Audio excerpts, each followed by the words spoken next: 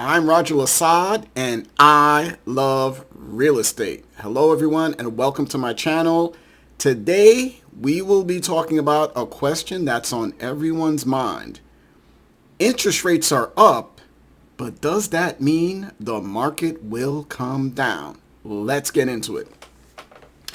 All right, everyone. So I'm sure a lot of you have heard, maybe some of you haven't heard, that the Federal Reserve added 75 basis points to the interest rate. And I know some of you are probably asking me, what's a basis point? Who's the Fed?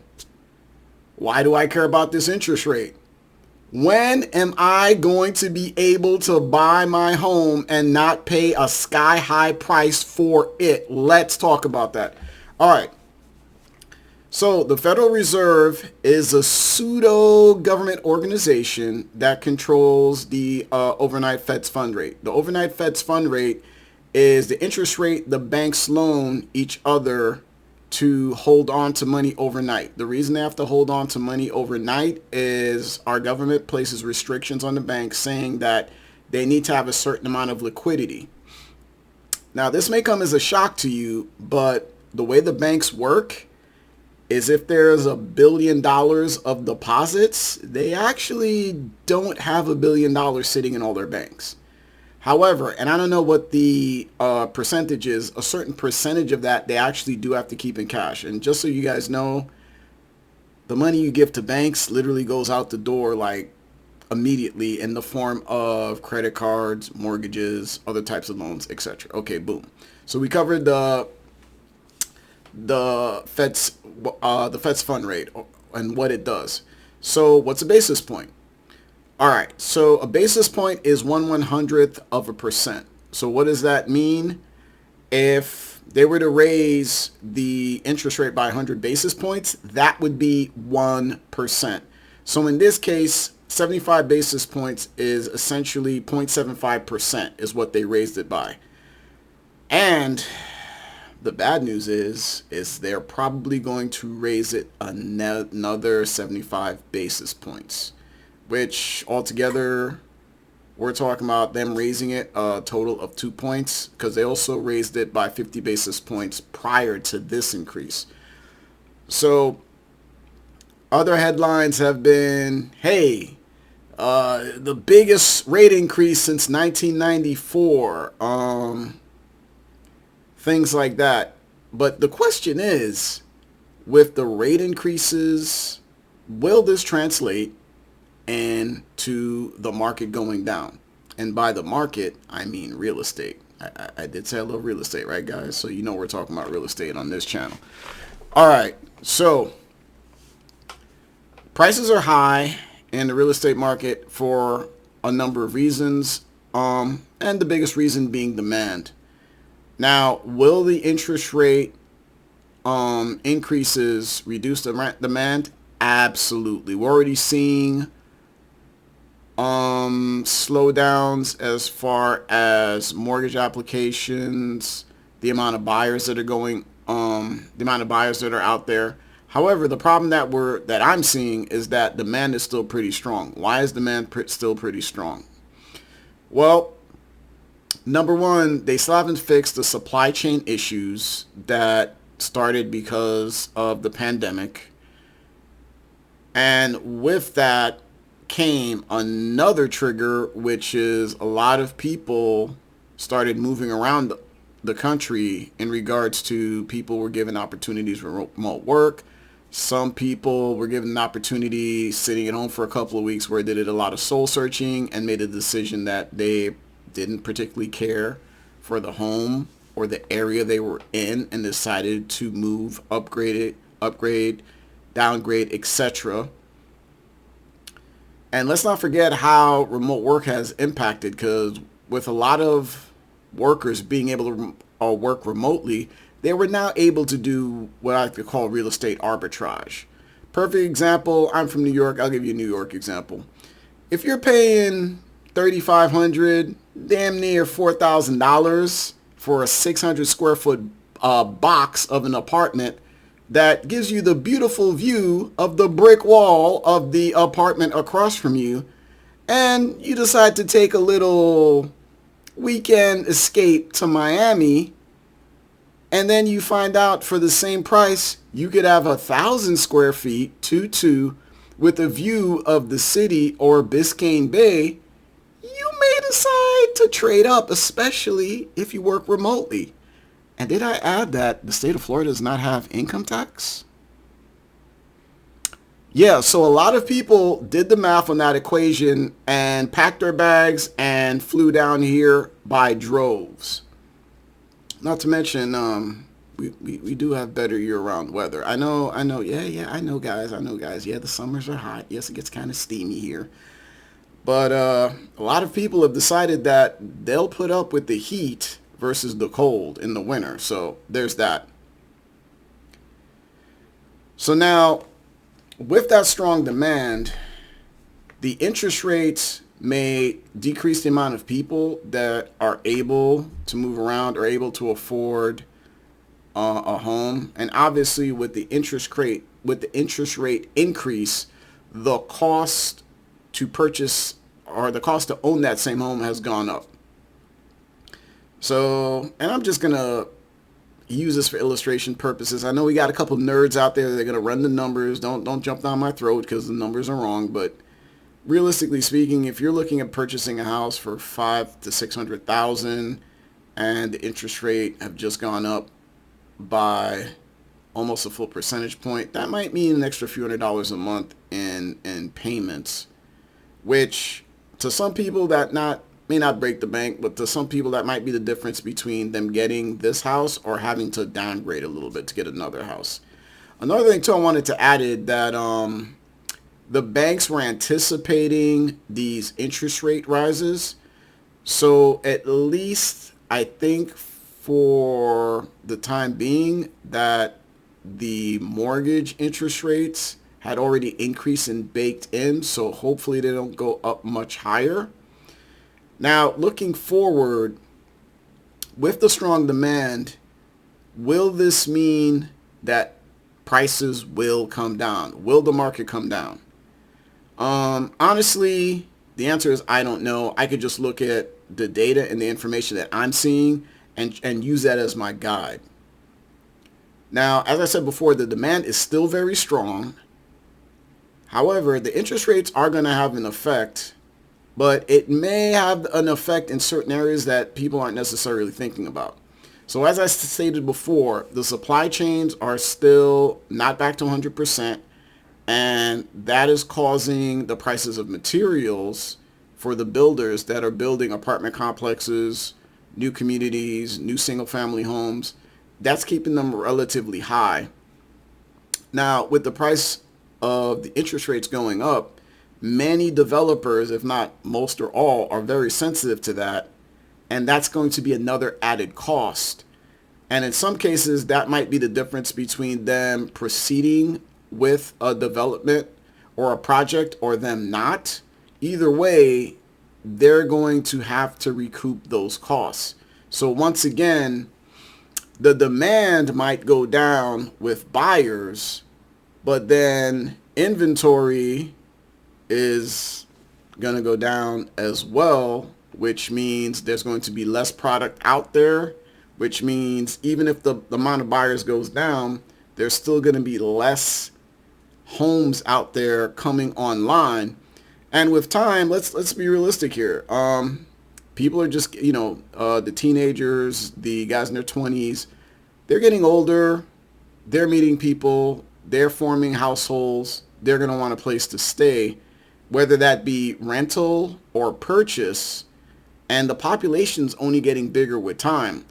So in addition to people that kind of did some soul searching during the pandemic, or were given the opportunity to move around due to things like remote work, or maybe just made a decision that they weren't really happy with where they are, we still have a lot of strong demand that is not going to be met by the developers until they fix the supply chains.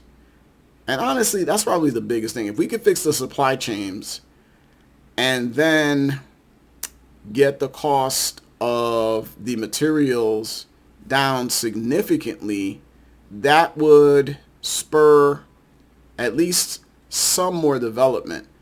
Now, the Fed, the job of the Fed, I mean, there's a couple different mandates, but I'm just going to talk about the two main ones. They want to control inflation and unemployment. Now, what is inflation, or what causes inflation? The best way to explain what inflation is to basically explain what causes inflation. When the economy is doing very well and we have very high employment, that means that the employers now have to compete for the employees. So what do they do to be able to do that? Generally, most of them pay the employees more. So what happens when Mr. or Mrs. Employee has more money? They ball out, guys. That's what happens. Most people, when they have an extra 15, 20, 30, $40,000 of income coming in, they want to let everyone know it. They're going to go get a foreign. They're going to go get that new Birkin bag. They're going to go get a nice new watch. They're going to let you know that they're making a bit more money. And when a lot of people are in that situation, they start competing for the same goods and services. Well, what does that mean?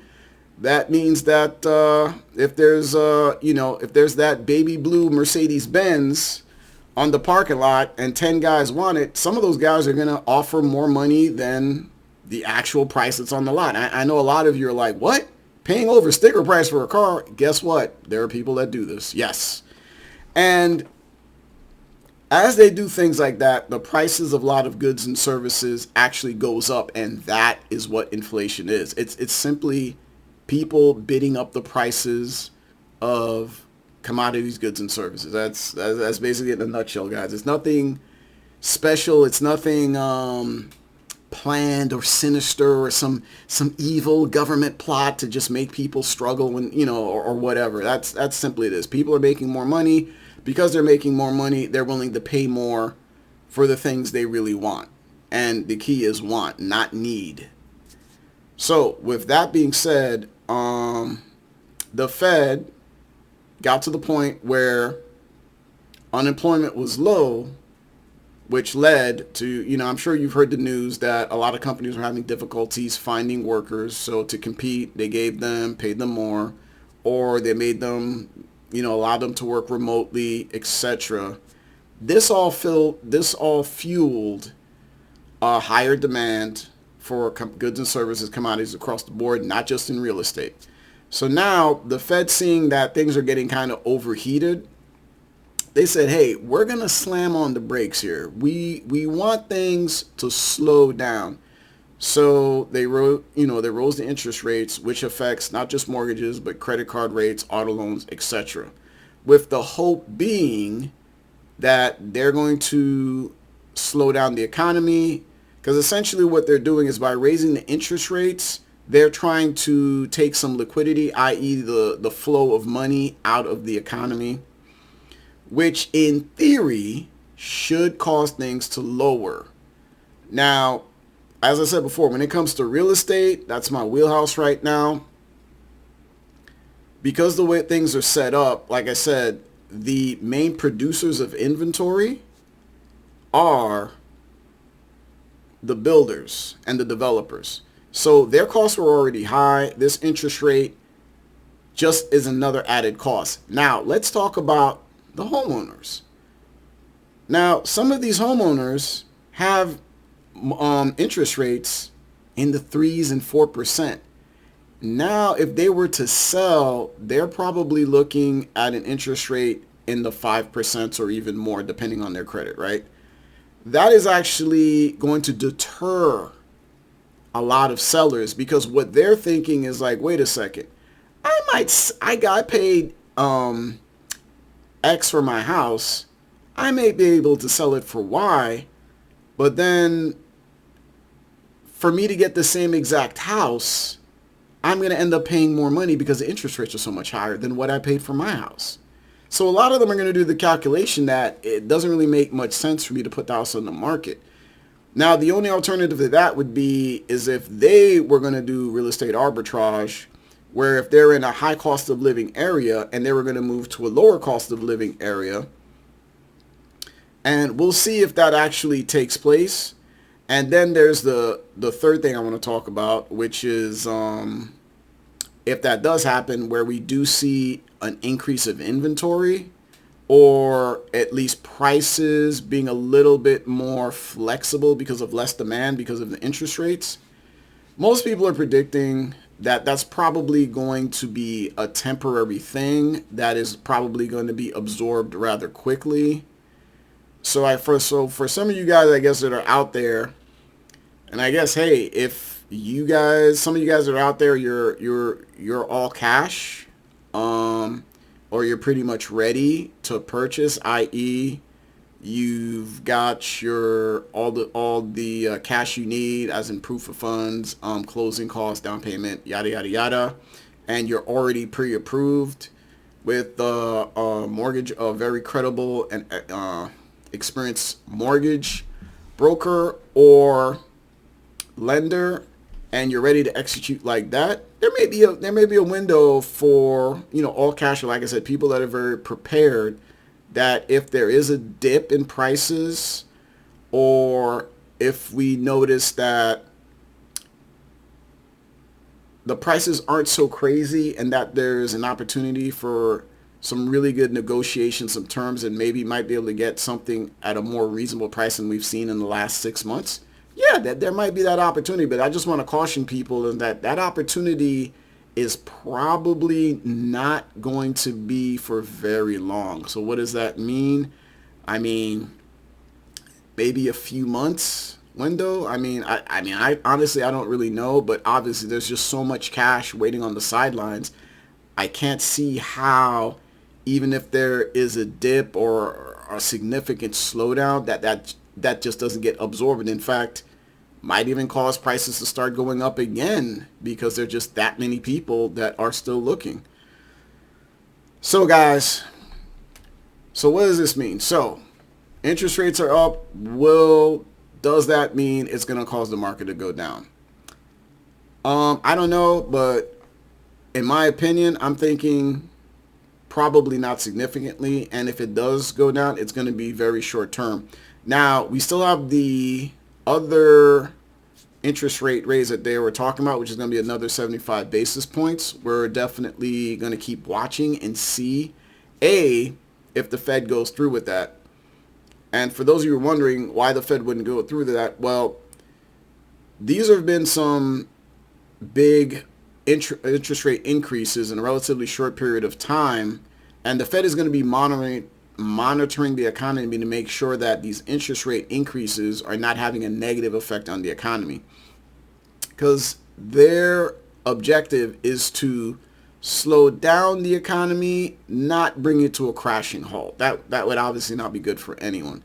So with that being said, whether they go ahead with the next 75 basis point increase is going to be based on a bunch of key metrics that they're looking at in the economy.